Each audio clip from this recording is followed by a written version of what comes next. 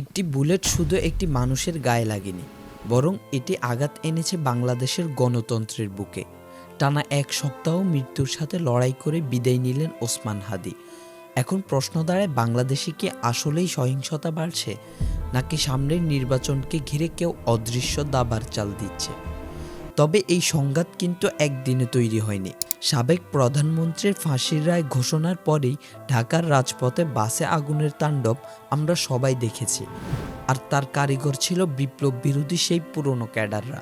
ওসমান হাদির উপর এই হামলা কোনো বিচ্ছিন্ন ঘটনা নয়, এটি ছিল একটি সাজানো গোছানো প্রি প্ল্যান।